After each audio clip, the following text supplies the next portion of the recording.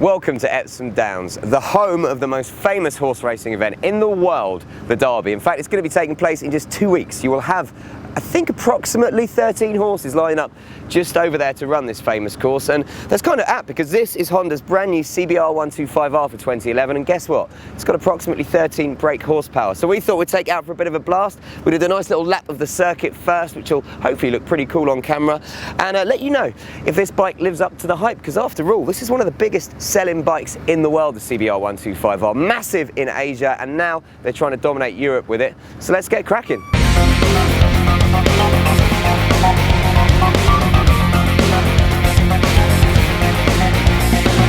Right then, so what I love about biking is that you meet some really cool people. We've just met a guy called Craig, and as you as you can probably tell, Al is now being lifted off the ground. He's wearing a rather snazzy harness because Craig has a cherry picker, as you do. So we thought we'd use it, thank you Craig, to get some nice shots of the bike. So, Honda CBR125R. Al on a cherry picker. I am. Perfect, right, so Al is now fully extended, as they say. A pretty busy double entendre I use. Let's go. This is quite exciting. I'm actually going to ride the horse racing track. But inside of it anyway.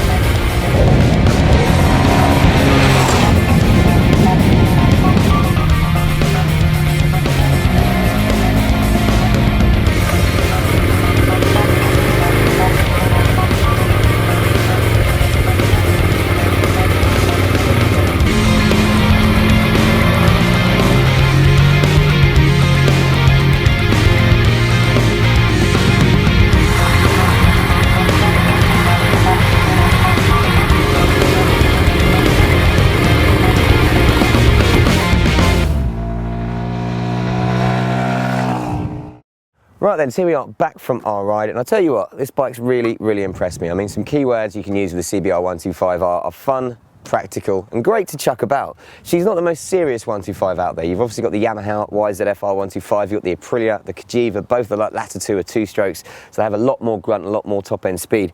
But when it comes to practicality, you'll be really hard to beat this. I mean, we're talking miles per gallon. I've had about 70, 75 out of this over the last few days, and I've been riding, I've done about 300-400 miles on it. It's practical. While you may think 125 is small, I'm 6'3". I spent 3 hours in London on this the other day, commuting around. Didn't have to get off once. Didn't at all feel uncomfortable. And that engine is just so plucky, it will just go on forever. In fact, let's break it down. I like this bike a lot, but there are some points that I think it could improve on. I mean, first up, designed for the European and obviously Asian market, it's not going to be a full-on sports bike when they want to sell it to India and places like that as well. This will sell in the millions. It'll be one of the biggest selling bikes of the year. Already, everyone in the industry knows that because the last one was as well, and it's just popular. So bearing that in mind, they haven't gone for the full-out 15 brake horsepower. They've equipped this engine with 13.3, which doesn't sound a lot, but it does allow them to have a little bit more torque at the bottom end, 7.7 pound per foot, which, yeah, compared obviously to a 600 or any other type of bike, it's going to seem pretty pitiful. But I can tell you, actually, when you're on it, and I weigh about 14 stone, it can still pull, man. Low down, first gear pretty much is just to get you moving, but second and third gear will get up to 30, 35, 40 miles an hour, and then it's all about just building the momentum through the corners on the sweepies and keeping that going. And that's one of the great things about 125s, is that they do really teach you how to ride. You haven't got the power to kind of cheat, if you know what I mean. So you really have to get your body positioning right if you want to carry speed through corners, and that is only a good thing, because if you were to start on this and then step up to a bigger bike, you're going to be in much better stead for that reason. One of the things that they could have really improved on this is the brakes.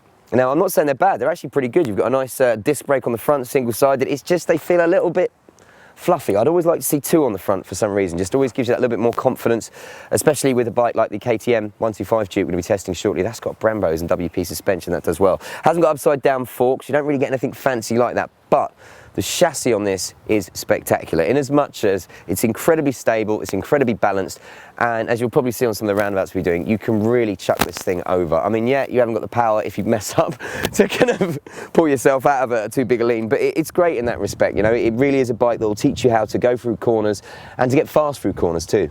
Another bugbear on it, though, I'm not going to lie, gearbox. This is a new one. I've actually had a couple of these over the last month that I've done various things on, and I thought it might have just been one of the bikes, but it does seem to just be a bit iffy in the gears, a bit fluffy, if you know what I mean. Great when you're actually going up and changing through the gears. It has popped out on me from second a couple of times, but just one of those annoying things. You're going to come to a stop, you're trying to stamp down, you're trying to find neutral, and it just doesn't seem to have it, and you wonder how that will last over time. But, you know, Honda have been keeping their eyes on the people making this out in India, because it's made in one of their factories out there, and they've got all their technicians out there, so I'm pretty sure that, you know, it will stand the test of time. It just, you know, it doesn't feel as confident as it should do. Confidence inspiring, I should say, as it should do.